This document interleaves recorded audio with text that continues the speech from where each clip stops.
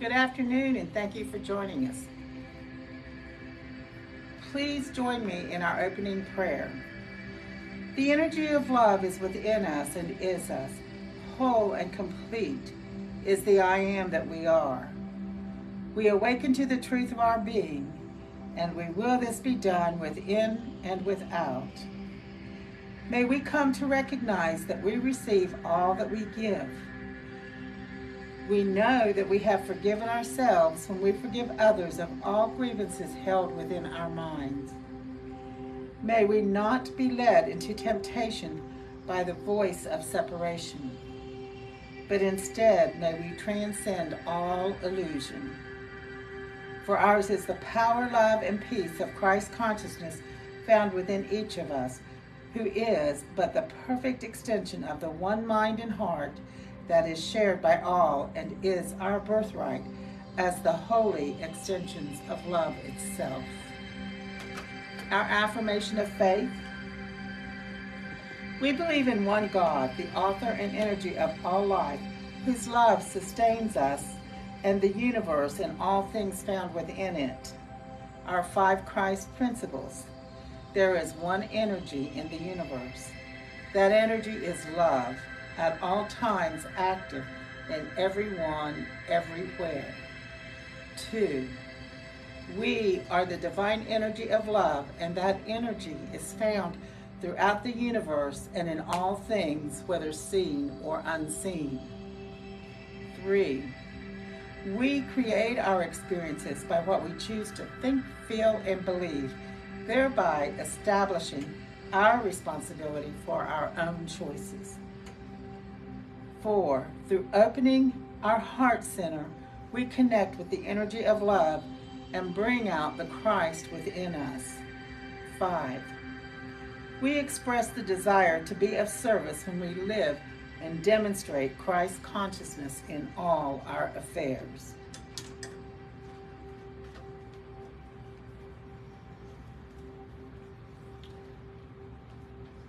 Thank you, Miss Penny. And I'd like to welcome everyone who is here. I'd like to welcome also all those who are watching and all those who will watch later this week. Welcome to the Church of Christ Consciousness. We're truly here for those of you who are ready, truly ready, to live the truth of your being. Today I have a topic which is, some of you may think, my God, that's crazy. But I hope that you will listen through the whole thing, and you'll recognize how quickly your life can change because of it. I've titled it, Stop Hoping and Do This Instead. Stop hoping for anything and do this instead. I'm going to start with, what does the word hope mean? In Merriam-Webster's dictionary, it just simply means an expectation of meeting a desire. An expectation of meeting a desire. Well, there's a problem with that right off the bat. But I want to start also with this beautiful verse that's found in A Course in Miracles. In the Course, we're told, if we really knew the meaning of God's love, hope and despair would be unthinkable. Wow, hope and despair would both be unthinkable. The third thing I want to also state up front. As many of you know, my favorite movie series is The Matrix. In the second Matrix, called Matrix Reloaded, about 2/3 of the way through the movie, Neo meets the architect of the Matrix. And they're having a conversation. Neo is standing, the architect is seated. And around the entire room are television screens. Meaning, it was not Neo's first time. As Neo would learn, the Matrix was in its 7th iteration. Well, what does that have to do with hope? Neo said something, and the architect responded. And here's exactly what he said. Humph. Hope. It is the quintessential human delusion, simultaneously the source of your greatest strength and your greatest weakness. What did he mean by it? It's our greatest strength, but also our greatest weakness, hope. And we all know what hope. We've all felt hopeful before.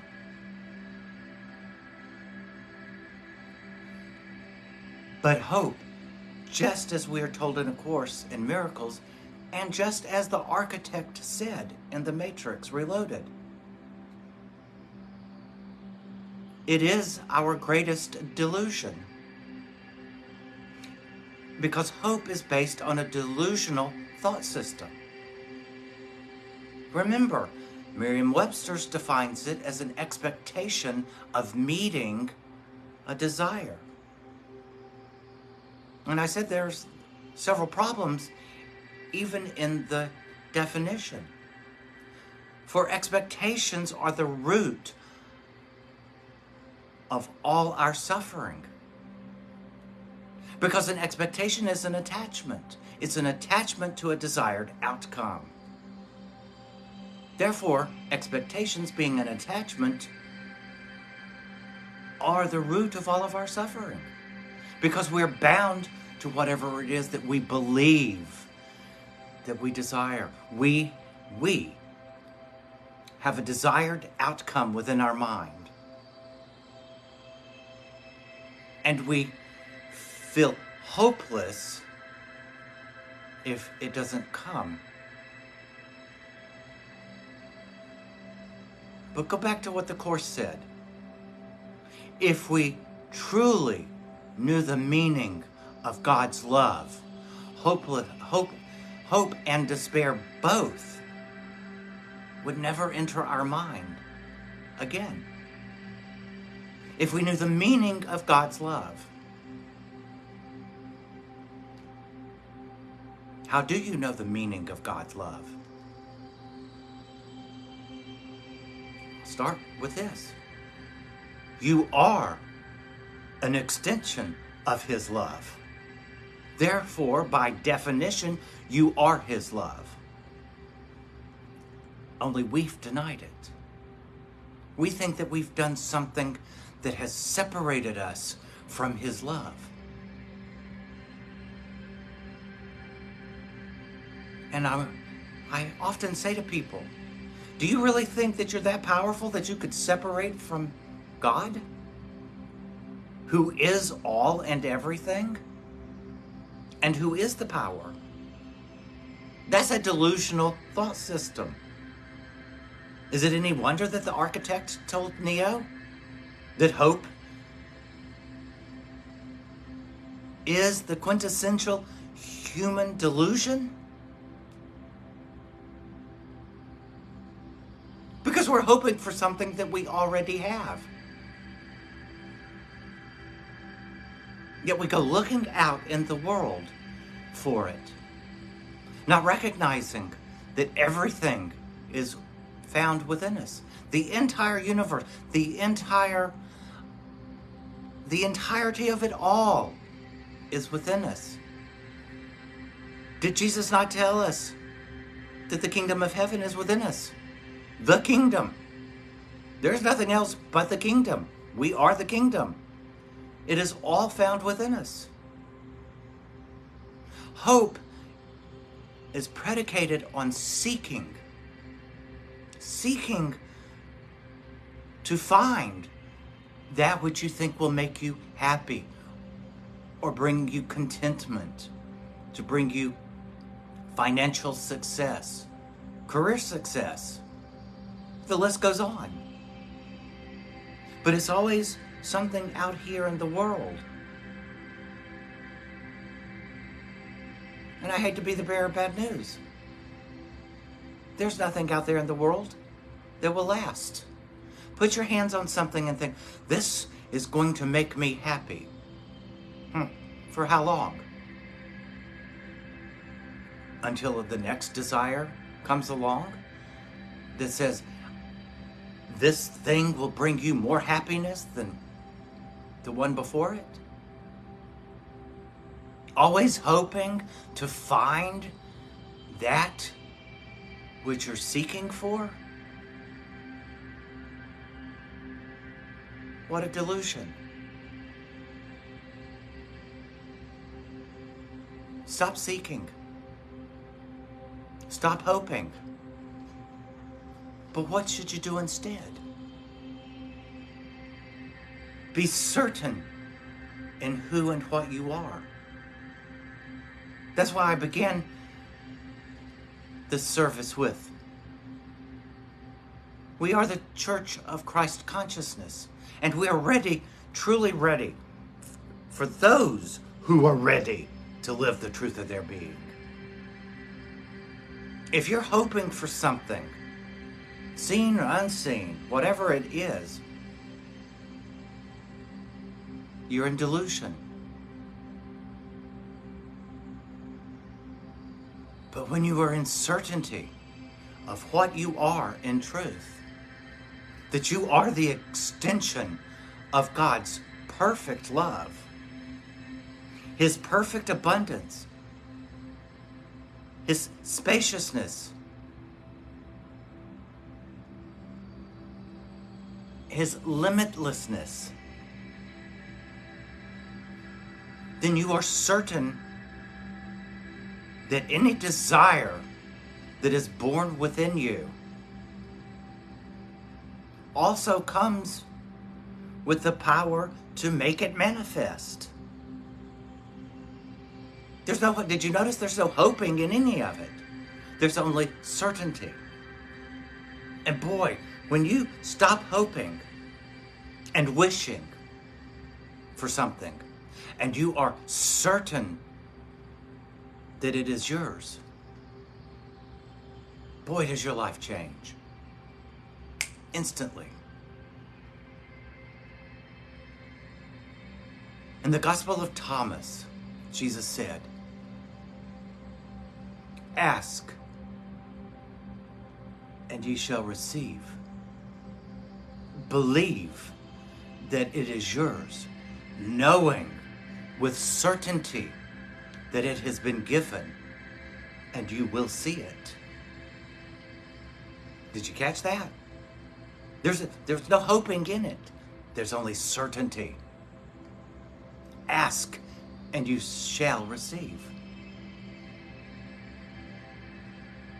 Knowing with certainty that it is yours. And it is. Jesus didn't say, hope that it is yours. See, what most people don't recognize is hope has a sense of doubt. There's a thread of doubt within hope. And doubt is the antithesis of certainty. And when we are uncertain, then we're delusional. That's what the architect meant. But you may be thinking, well, wait, hope gives me the strength to keep going. Is it hope that gives you the strength? Or does the strength come from within you to keep going? The doubt that is involved with hope is the belief that it might or might not come true, that you might not receive that thing desired or what you have asked for. Doubt is fear, and fear and love cannot dwell in the same place. And where there is fear, then love is absent. And if love is absent, then you do not know the meaning of God's love. And then you wonder why that thing that you hoped for, why it didn't show? Why didn't it manifest? Because of your own doubt, because of your own hope. That's why it is our greatest weakness. And we think hope is something to strive for that is good. Hope is meaningless by the very definition, because it is an attachment, an expectation for something to be met, a desire to be met. The expectation up front is already the problem.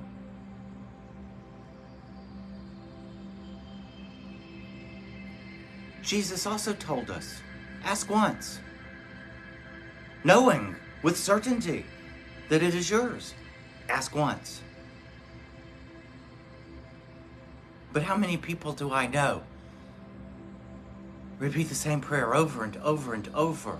There's the doubt, hoping that their prayer will be answered. But the second time that a prayer is stated is because of doubt. What, did you think that it wasn't heard? God, the universe, hears all things. It hears everything. But it can only act on what we're feeling.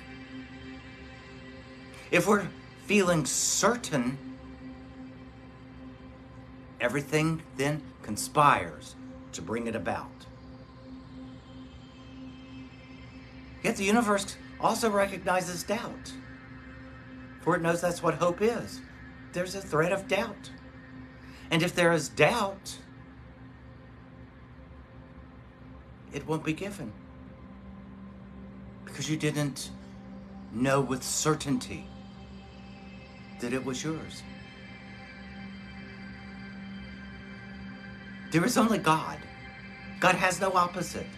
Sorry to break that to a lot of people, but God has no opposite. There is nothing that can oppose God. But Lord knows we try. We're afraid of Him. We don't trust Him. And if we don't trust Him, how can we have any certainty? So now I will end with what I began with. In A Course in Miracles, we're told, if you truly knew the meaning of God's love, hope and despair would be unthinkable. Because if you truly knew the meaning of His love, there would be no doubt, therefore no despair. There would be no hope, because hope has a thread of doubt. There's only certainty.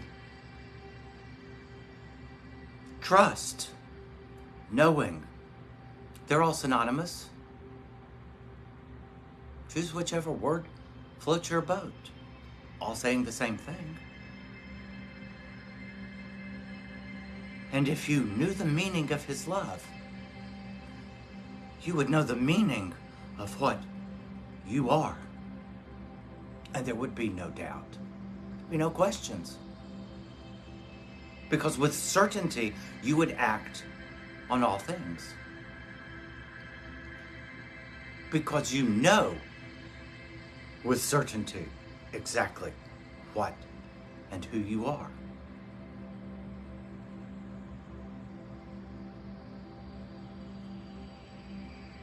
So the title of this was Stop Hoping and Do This Instead.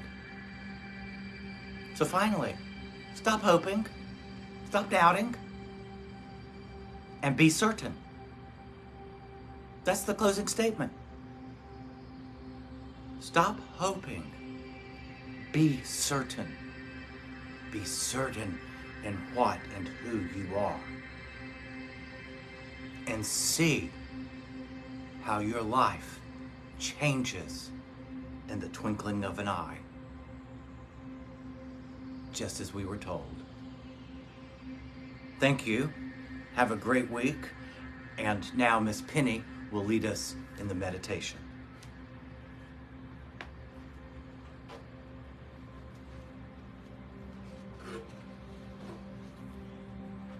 For this brief reflection, I'd like for you to move around and get comfortable and set your breathing at your natural pattern by focusing on the rising and the falling of your abdomen. Breathe in, feel your rise, and breathe out. Breathe in and breathe out. Now step into this moment by feeling yourself standing in your heart center and focus only on the rising and the setting of your abdomen. Breathe in and breathe out. If you become aware of thoughts as they arise, bless them and let them go with no judgment.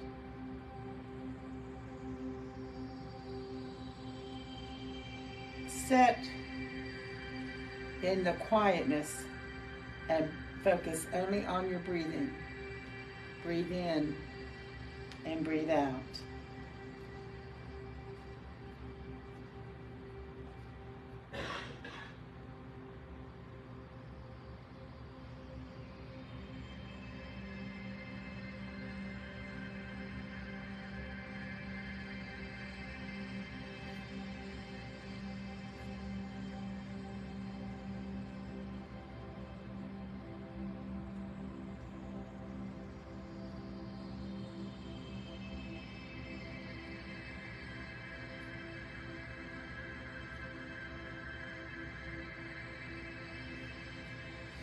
And as you move forward in your week, practice this breathing exercises wherever you are. It will help keep you in your now.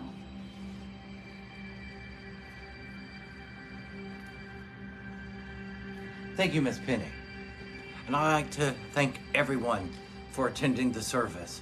Those that are here, those watching, and to those who will watch later this week, thank you for joining us. One more time.